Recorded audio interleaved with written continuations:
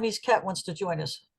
Okay. Greetings and welcome to Mount Olympus. I am Hercules Invictus, and tonight I welcome you to Pride of Olympus, where my intrepid crew and I travel the multiverse seeking for answers to divine questions. We have Tina Chandler. We're going to go clockwise. We have Pamela Joy Fernsler. We have Brian Chandler, and we have Admiral Bob Vosseller here to explore these mysteries together. So I will turn to Brian because Brian is an encyclopedia of Star Trek lore. And if you can give us the backdrop to the episode we're exploring today, I would greatly appreciate it. Encyclopedia. Huh? Yep. Well, there's another word I use, but not a problem. Tonight's episode is Where No Man Has Gone Before from the original series.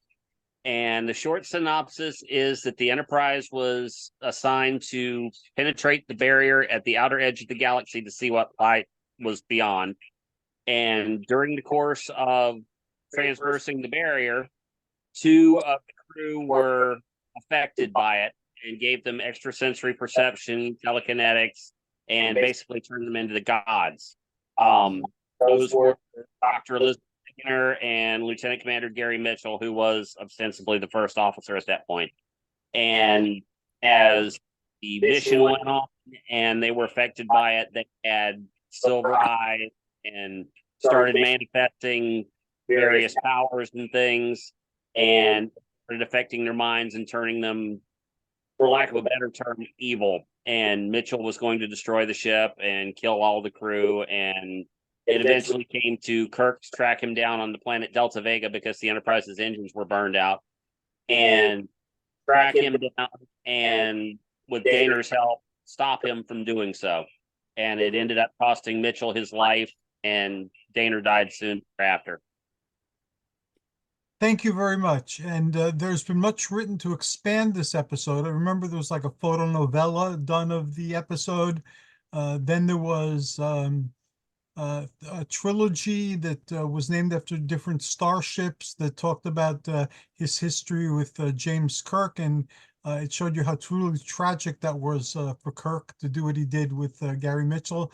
And then there was a new series, I think it was called Vanguard, where they looked at that mission from Starfleet's perspective, and you got that. And there's a new series IDW is putting out where something or someone is killing the gods in the Star Trek universe. And it starts off with Gary Mitchell terraforming planets and then getting killed by whatever it is that's killing gods. So it's a favorite, and it endures. And thank you for that synopsis, Brian. You're welcome.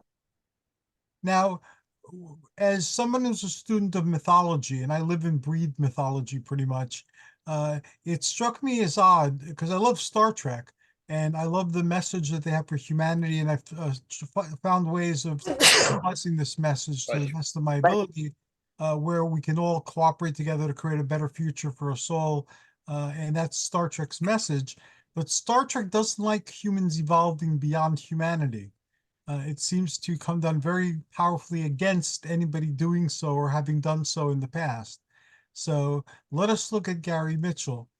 Gary Mitchell was, as you pointed out, for all intents and purposes, a god. And it changed him.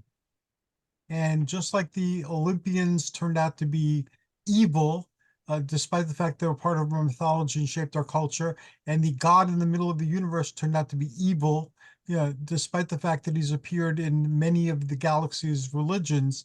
Now we see Gary Mitchell, having turned divine, become evil.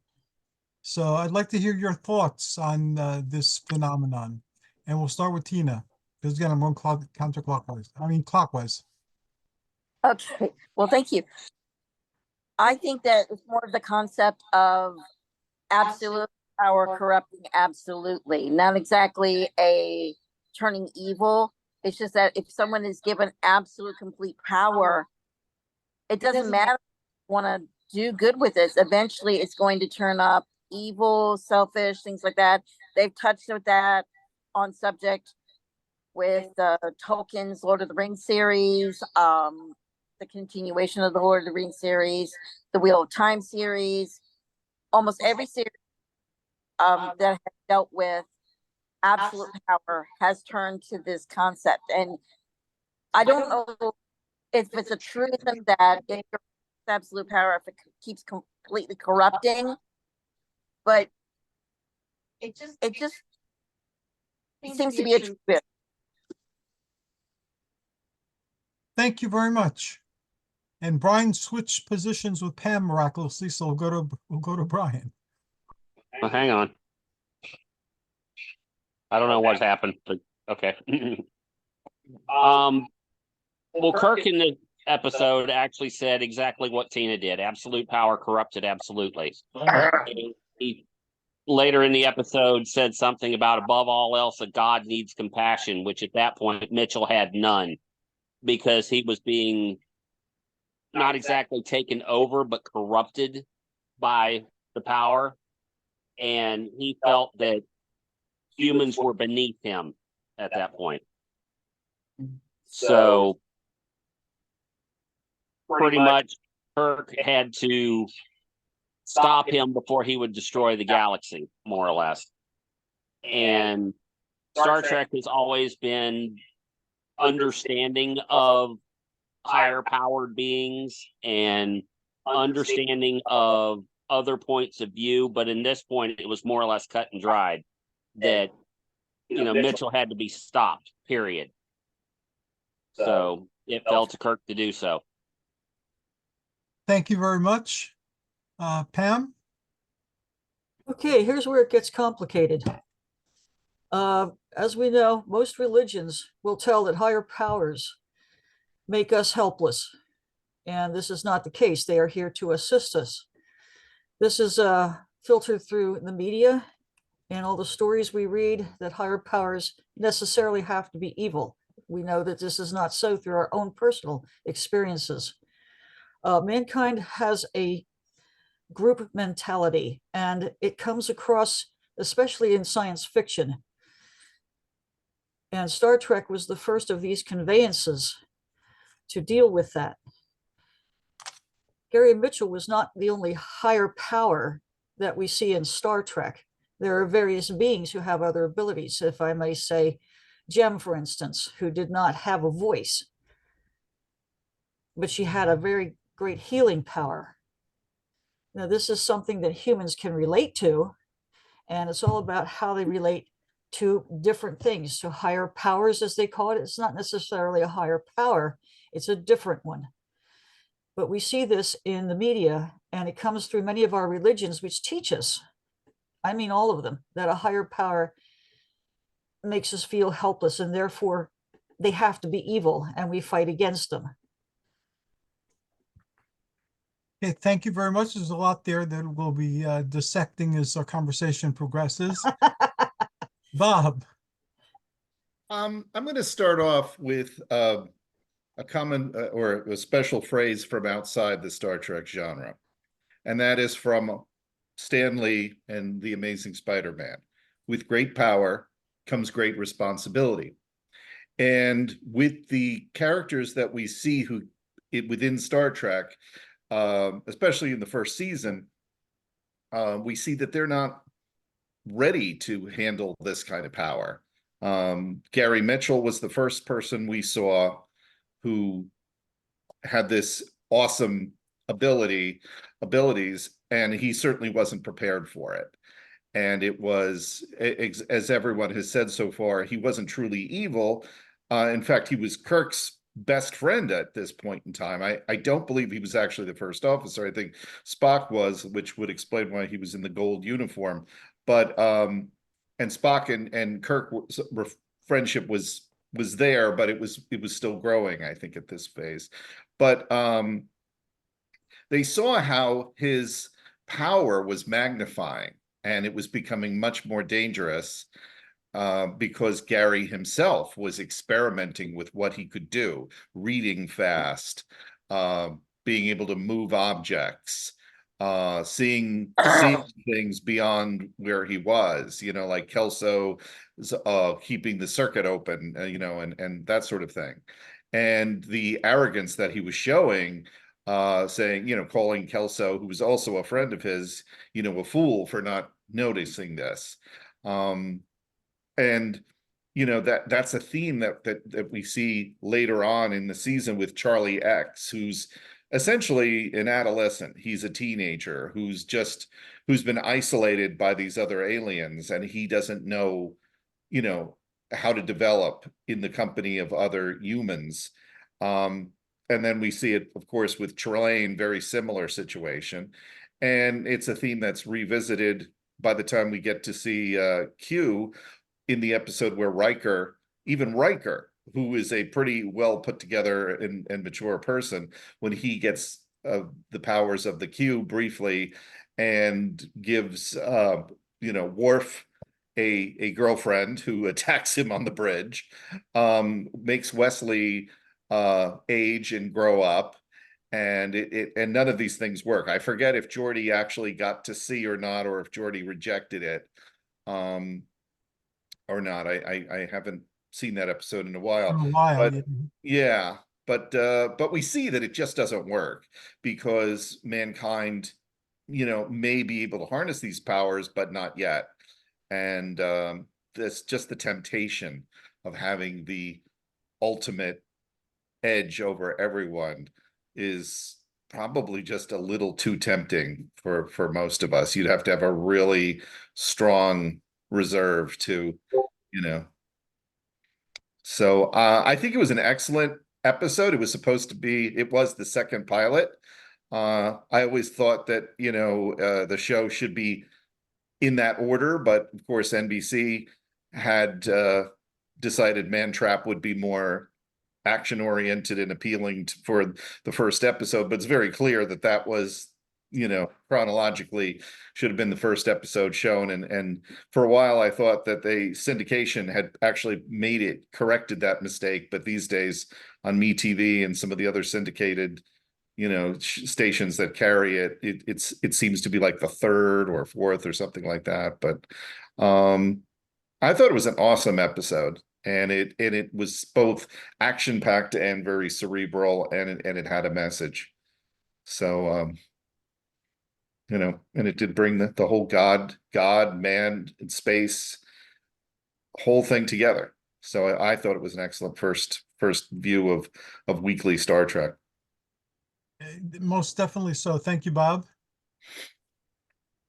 Now, Pam brought up something, and for those of us who are involved in metaphysics or occultism or theosophy or any one of those things, we know that according to them, the purpose of humanity is to evolve into a state resembling godhood or actually being godhood. In ancient Greek, it was called apotheosis, and in the modern theosophy, it's called ascension. And that's considered to be a good thing. You know, we're here to learn. This is a schoolroom of sorts. We encounter the creations of our own minds, and we have to grow through that into a state of greater understanding. We have to realize through exercising our creativity how much power we actually have over creation, and that we can modify creation to be better than it happens to be. We don't need to be victimized and so forth. So the theosophies and the doctrines and the stories that Star Trek borrowed extensively from had initially a very different message. So how do we reconcile that? If we're trying to bridge both of these areas, how do we reconcile it in what we're doing? And we'll start again with Tina. That is a very good question. I think that's a question that, again, being a student of other religions, philosophies, things like that, it's not something we can come to a decision like snap on, like, okay, this is the answer, we go that way. We're not trained to think that. We're trained to think beyond. Okay, we're trained to think not only the what ifs, what could be, things like that. And again, that's why we have to study. We have to practice, meditate, things like that, opening our inner eyes and being patient for, well, I joke with Brian all the time about not being patient with Kirk, because Kirk runs through things with a photon torpedo, and here's Spock thinking it out, meditating it out, and coming up with an answer that nobody even thought of, or nobody could possibly think of at the time. Thank you very much, Tina. Brian. That's kind of a difficult question to answer, because if you actually look at a lot of the higher beings that Star Trek has introduced, each of them more or less has their own, I'm not sure exactly what the word would be, but characteristic, I guess. You had Mitchell, who was the corrupted one. You had the Organians, who were the ones who wanted to have peace for everything. You had Trelane, that was the child. You had Apollo, that wanted to be the father figure. You had Q, just wanted to cause chaos. I mean, each of the higher beings more or less represented one in, various pantheons. You had the jokester god, you had the king of the gods, you had the children of the gods, that sort of thing. And Trek presented it in such a way where it was mythology cloaked in science fiction, which they're very good at. Yes. So, each of them more or less told their own story and focused on their own, again, characteristic. It's not the right word that I'm looking for. I'll come up with it in a minute. But they all focused on one particular aspect of a higher being. It wasn't one trying to just come in and say, okay, I am all, I am everything, I am the one, more or less, other than the Shakari god, whatever his name ended up being. But it was a good way of introducing various aspects to the human race of Star Trek, or the Federation, that there are beings more powerful than them, that can do more than them, but they're not necessarily smarter or wiser than the average person. Okay, very, very, very good points. Pam? All right, back to me again, the troublemaker, right? I don't see you as a troublemaker, but okay, if you'd like to be one. Actually, I'm a trouble support magnet. Anyway, yes, I'm an esotericist, as I call myself. Reading various things, not only in mythology of all the societies of the world, but especially the ones that deal with science fiction. And one of the greatest things in science fiction is the mandate, do not afraid to be good. And that sounds weird, because who would be afraid to be good? And yet we are taught, basically from birth in our society and our culture and everything, that we can't attain this.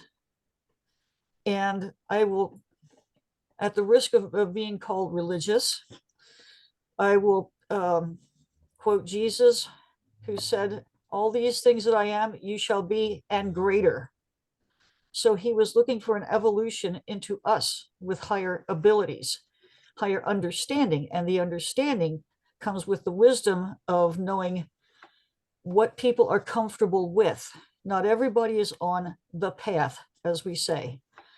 And those who are must be able to build a bridge of communication and be an example more than spouting wisdom and quoting quotes. And Gary Mitchell and most of the people in Star Trek, other than Spock, who had his own mystic thing on Vulcan, were taught not to be that way. It's just the way we are. It's like, you are less because we are more, and you get this with our political leaders of the day. You are less and we are more. And we believe it. Of course, I don't. But then I have abilities that some psychics say I shouldn't even have. So I have to step back. I have to, talk about things. And if people ask me something, I will honestly answer them to the best of my ability. They don't have to believe me. So here I am. I would have been on Gary Mitchell's side from the beginning, to tell you the truth, because I do kind of understand where he's coming from. As I was 13 when I began to realize the effect of my own psychic abilities. And I honestly had no one to teach me, period. I had to learn on my own. So I wish something different had been done, but the media being what it is and the storytellers being who they are, we have the background of our culture and society, our society to tell us what status we should be. And I would like to point out something not Star Trek, Dune, the young fella there. He was genetically constructed to exhibit these abilities, to be a channel for these abilities.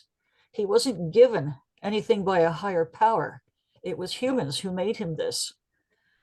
So we have to figure out in our ongoing stories, now that it's like almost 56 years later, where do we really want to go in Star Trek and other science fiction areas? I will shut up now. Well, thank you. You didn't have to shut up, but if you reached the point of having said what you wanted to say, thank you so much. Bob. Well, I hate to repeat myself in bringing an example out beyond Star Trek, but I thought I would bring up that the example of a strange visitor from another planet with powers far beyond mortal men, being Superman, in that Kal-El Yay, Superman. is Superman, not only because of the yellow sun and the superpower, the environment that allows him to physically have these powers, but he was a hero because of the guidance of the kindly parents that adopted him in Smallville, Kansas, and instilled in him the morals and the ability to not use his powers or misuse his powers, and to see the gentle side of life and the need to protect humans and to be. I mean, we saw in Elseworlds, an alternate version of Superman, what would have happened if he had crash landed in a less kindly environment such as Russia, and would become the pawn of the government and would become a weapon. So I think it's important that at the core, it was the humanity that he was raised in. And I think that's also what was absent in Charlie X. Charlie X didn't have that. He only had his basic instinct of what to do when he was angry, and that was to use his powers. Trelane, pretty much the same situation.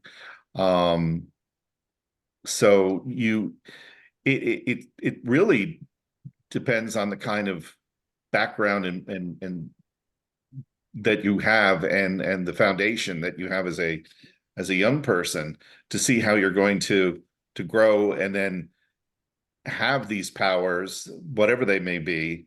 As you know, Hercules, from the Greek gods, many of the gods were very petty and would do cruel things to both mortals and even other gods. So it was, it's interesting to see how it's all played out in each storyline, of through mythology, through comic books, through, of course, Star Trek. And on the flip side, and I'll just close with this, I recently rewatched the episode of, and I'm afraid I don't recall the title of it, a Next Gen, where the more primitive but Vulcan-like culture was, Troy and Riker went undercover. They were wearing, disguises, and they were being monitored. I think it was the Watchers. Who Watches the Watchers is the name of the episode. Mm-hmm. And we saw how hard it was for Picard to convince them, even though they were very much like the Vulcans in that they showed a logic and understanding of things, but it was very hard for Picard to convince them that they weren't gods, that they couldn't bring someone back from the dead.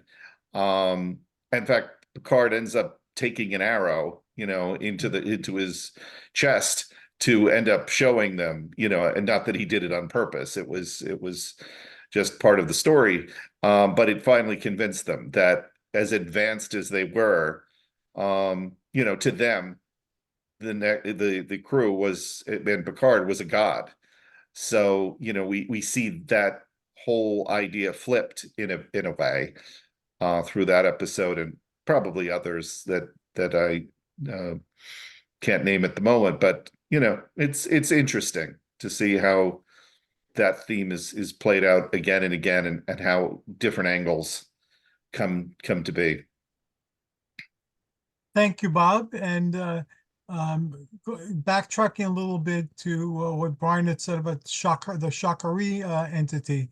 The Shakari entity revealed itself to have many faces in many different cultures. And I believe it was also a nod to our Chariots of the Gods culture, with ancient aliens, running for so many years, and there being so many imitators. But Babylon 5 had the same concept of a ever-shifting being with very many faces, ever-shifting in different cultures, the Vorlons. The Vorlons have been to Earth. The Vorlons have been everywhere. The Vorlons. Yeah. And the Vorlons are every religious figure you could possibly imagine, and then some that you can't. And they were all of these things to all of these people throughout the galaxy. And toward the end, it's revealed that we are on our way to becoming the new Vorlons.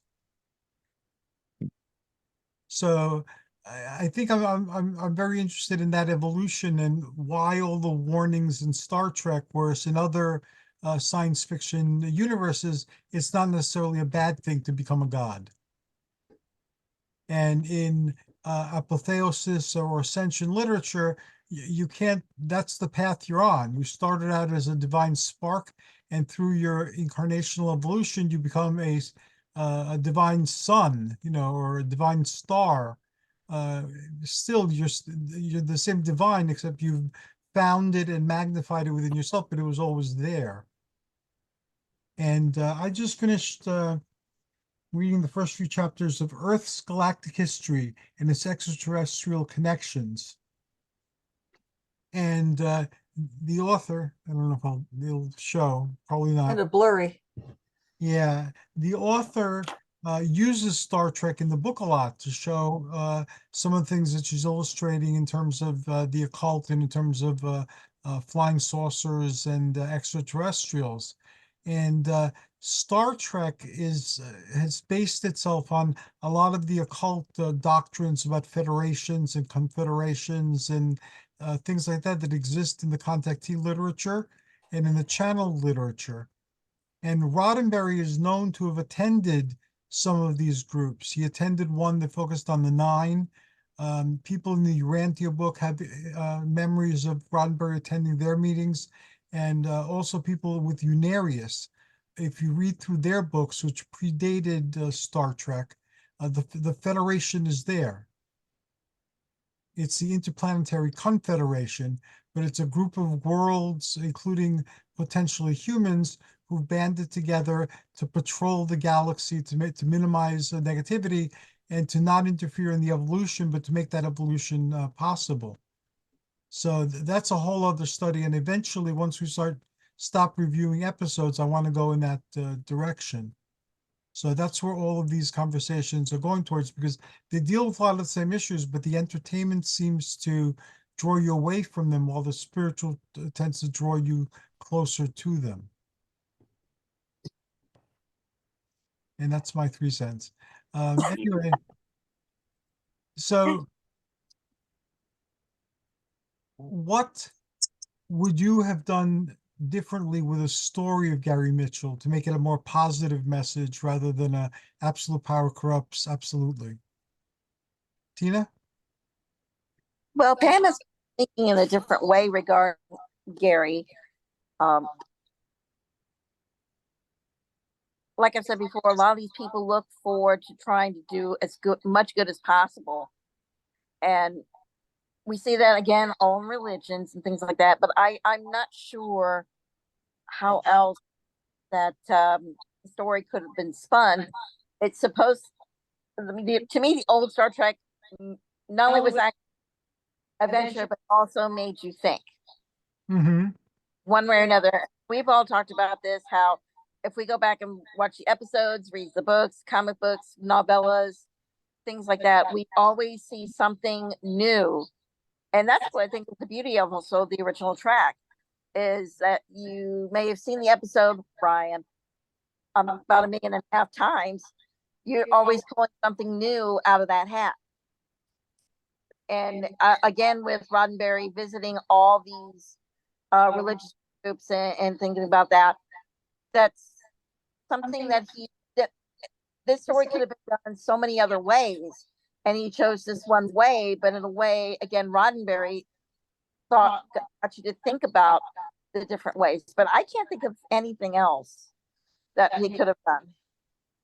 Thank you so very much. And Brian? Well, I've watched all these episodes my entire life.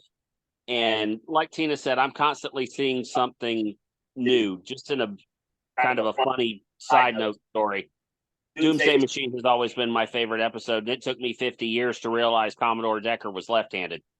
So that's how much I pay attention to that. Grayborn. Hush. But as far as Mitchell goes, they could have spun that an entirely different way and still come up with the exact same answer that they did. Because if you look at it as the episode is now, the power corrupted Mitchell. It played more or less on all his bad traits.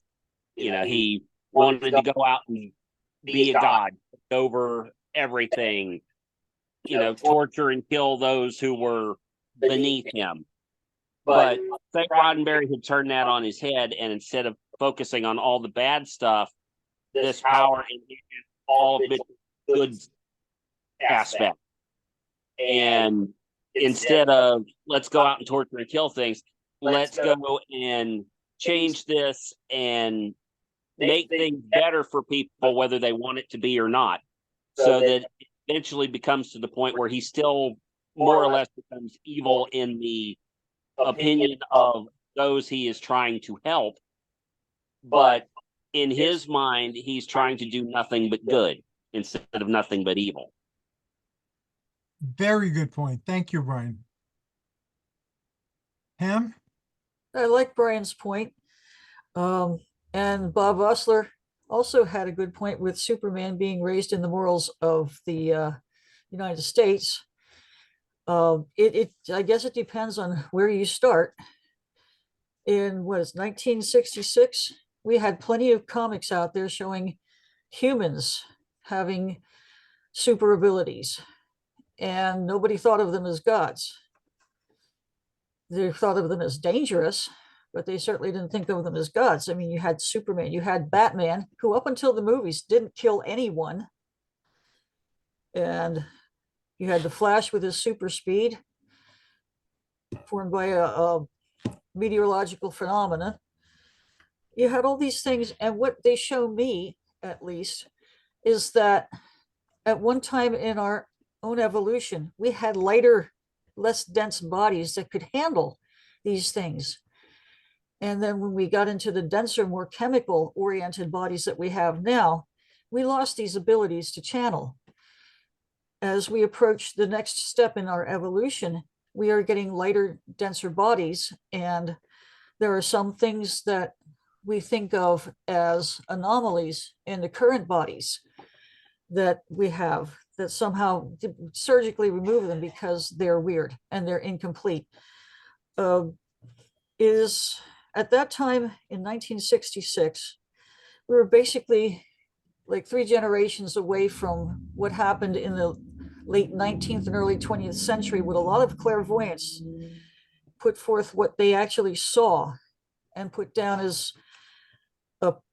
a truth from their own perspective, like Helena Blavatsky, Max Heindel, and others. And we had those, but they were not really available to the public like comics were. And so all we had were the comics. Had Gary Mitchell been able to read those comics? I don't know. I can only speculate, but the writers are the ones who create the characters. And it would have to be an influence on the writers to produce a different kind of character based on what they know. And a lot of them knew a lot of this stuff. And that's pretty much the end of what I have to say there from that perspective. I hope it wasn't confusing, because I think I started to ramble. No, thank you very much. And a lot of comic books are based on metaphysics. Even Superman, Kal is the Greek kalos, which means good or innocent or beneficial. And El is a type of being according to the Bible and other Near Eastern scriptures. The elves were the creator gods. And in the neo-theosophies, they're called the Elohim, were the creators. So Kal-El is a good creator. And Krypton, the word Krypton in Greek means hidden or occult. So those influences are there if you know where to look for them. Bob. Well, let's look back at what kind of person Gary Mitchell was before he started to mutate after crossing the Great Barrier. We know that he and Kirk were obviously good friends. We know that he was probably, much like Kirk, a bit of a flirt, womanizer. I mean, we clearly see that he has an interest in Sally Kellerman's character, Dr. Dinner. But at the same time, he's when they're going through the barrier, I believe it's that scene where the cute little blonde on the bridge, grabs his hand, so clearly there's something there too. He's obviously a good officer, and probably was up for the position of first officer, as I'm sure he served, if not at the academy clearly he was at the academy with Kirk, and even went so far as to take some kind of injury that could have killed Kirk, was a heroic figure. So he was probably a good person. Probably, let's give him the benefit of the doubt to say he was probably a very moral person, and it illustrated that even the best of people could be corrupted by this unexpected superpower or ability that he was given through this accident.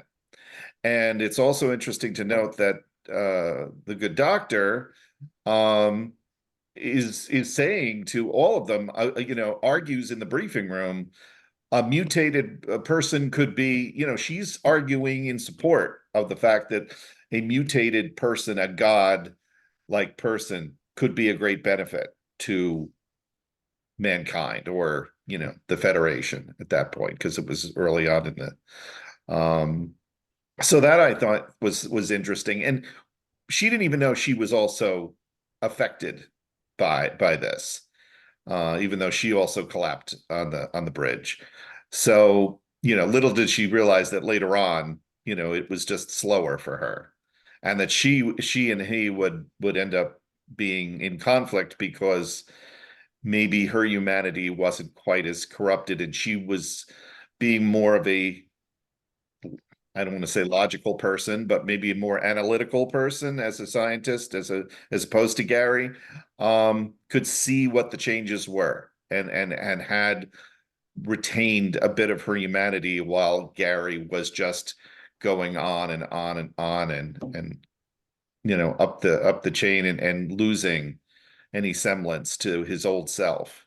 And that's why they competed, they fought on the planet, and she provided Kirk the opportunity to, put a stop to it before it was too late.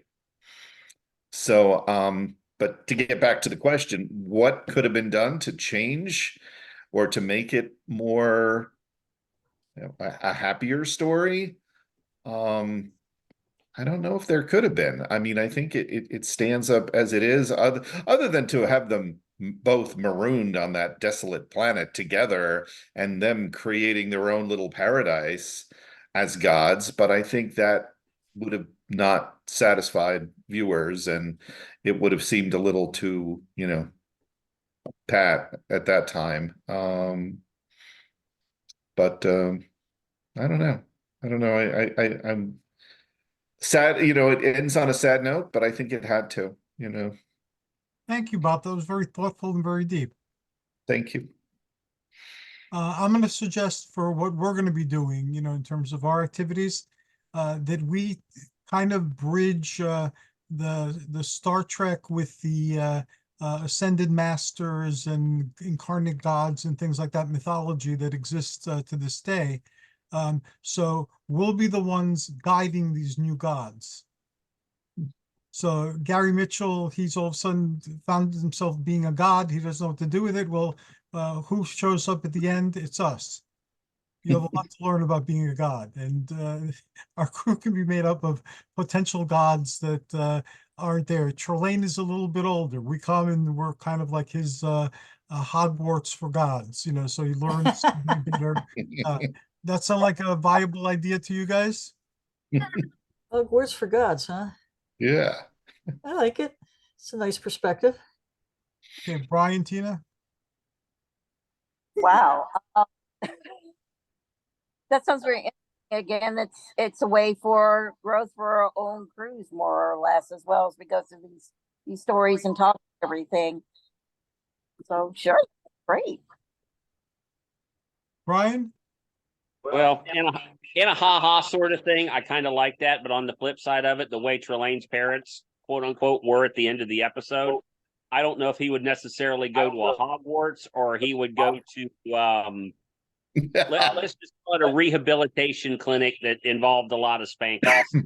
Well, we'd be whatever it takes to get them on the right track where they're serving the humanity that gives them worship energy or respect or honor or whatever they give them.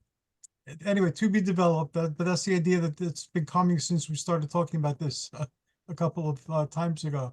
And I'm looking at the clock. We only have 10 minutes more. We have time for one Wow, question, that was fast. and then the contact information. So the question is, any news on what's going on in the Star Trek universe? I'll briefly summarize. Discovery, I know we have another season, or do we? Prodigy has been canceled, or has it been? Picard is getting a movie, or is he getting a movie? Strange New Worlds is continuing with another season. There's a Section 31 movie coming out. There's a legacy movie or television show coming out. And I don't know if I mentioned the Picard movie coming out. So that's as far as I know. Has anybody heard anything new on any of these fronts? And again, we'll start with Tina. I look at Brian for that, all things that. I have no idea. He's the one still at fingers on the pulse of Star Trek stuff coming out. Brian. Okay, short form. I'm not going to try to do them in order like you just did. But Section 31 is filming right now. Michelle Yeoh is, of course, back. But none of the other characters that they've announced have ever been heard of before, so we still don't know where it's set. Patrick Stewart is pushing hard for a Picard movie, but Paramount hasn't said anything yet. As far as Legacy goes, the showrunner has said there is absolutely no development at this point, which is Paramount speak for we're planning something, we're just not telling you about it. Strange New Worlds is filming in Toronto right now, but they're not expecting to have the show out before the end of the year, if not beginning of 2025.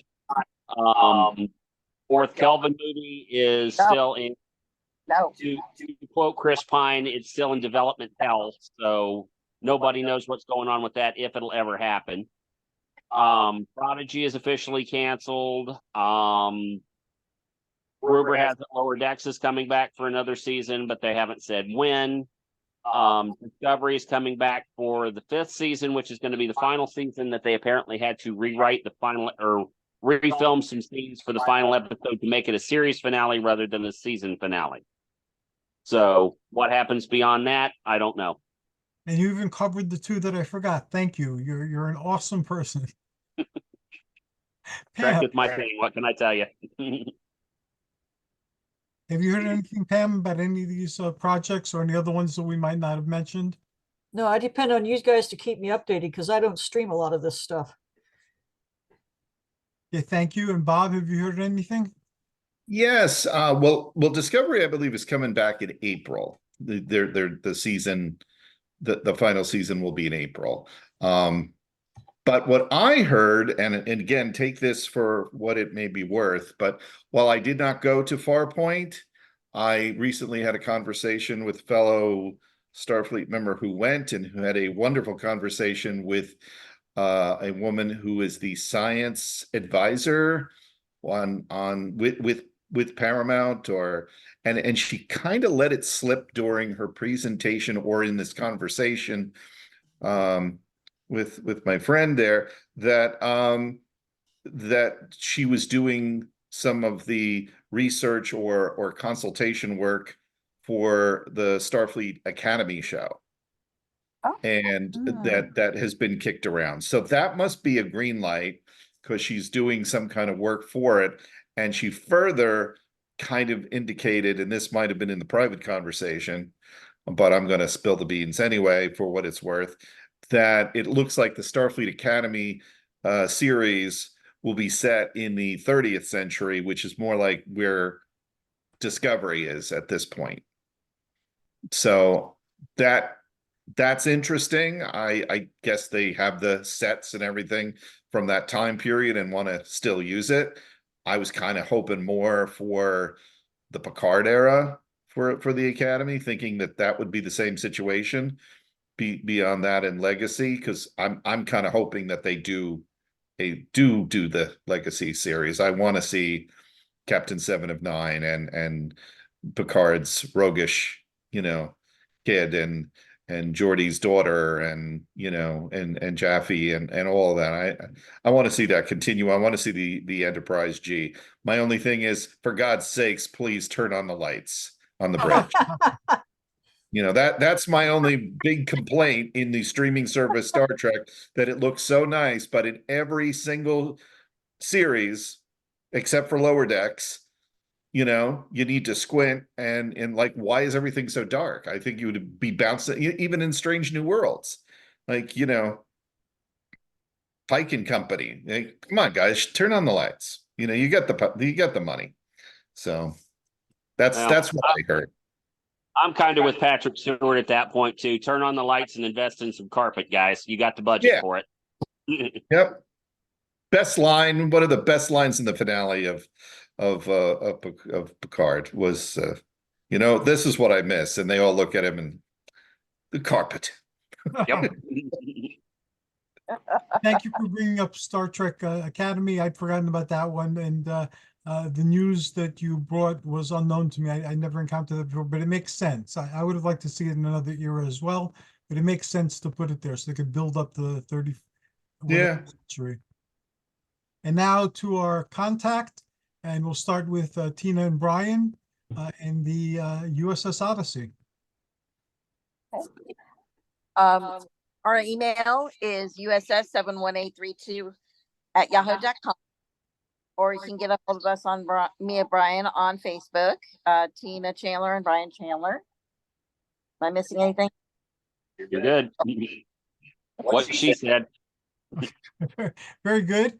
And you are in the Federation in one reality. Are you recruiting people for your ship at this particular point in time? And are there other ships floating around somewhere? We kind of are, but with everything going on at this point, it's kind of hard to gather people in any one place at any one time. So, if we do talk to people, mostly online at this point. And if you need help, we could pull together a Zoom thing for you or something, and this way you can meet people at least virtually. If you're interested, just let me know. All right, we'll do.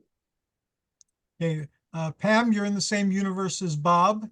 Tell us about your ship and your self, and how people can contact you or join your ship. Well, I'm with the USS Sovereign, one of the oldest ships in the area. And we've been around for like 33 years. I joined in 1990 when I found them at the DoubleTree Hotel in Philadelphia. And we've gone through our own evolution, but the thing that works for us is that we consider ourselves family, even though we're diverse in terms of intelligence quotients and stuff like that. We like to go to cons, and I don't use the USS Sovereign's contact information for myself. So I will let you know it's like PJ Fernsler, FERNSLER @outlook.com. And we can have some nice private conversations through the email. So, you know, I'm kind of old school that way. I don't do TikTok or Twitter or Instagram. And other than that, you can text me at 267-934-8112, and I will get back to you. Thank you very much, Pam. And last but certainly not least, Admiral Bob Vosseller of Region 7. Well, I'll start off with my chapter, which is the USS Challenger. We're 36 years and Wow. kicking and kicking. But we're having a lot of fun, and I can be reached email. It's easy, beamaboard@aol.com. There's other email addresses, but I think that's the easiest one to remember, beamaboard@aol.com. USSchallenger.org is our website. We're on Facebook. I'd be remiss if I didn't mention, as the region coordinator, that you could check out all the Starfleet chapters in the Northeast area by hitting region7.com. And of course, if you want to go global, there's Starfleet's website, which is sfi.org. And we have, more than 200 chapters. We're an international organization. We've got chapters all over the place, and looking for more members and wanting them to join the fund. So wherever you might be listening to this, check us out. Thank you, Bob. And if you have any folks on any of you that want to pursue this deific mythological story that right now we're establishing and soon we'll be writing, please let them know, and they're more than welcome to join. Okay. Sounds good.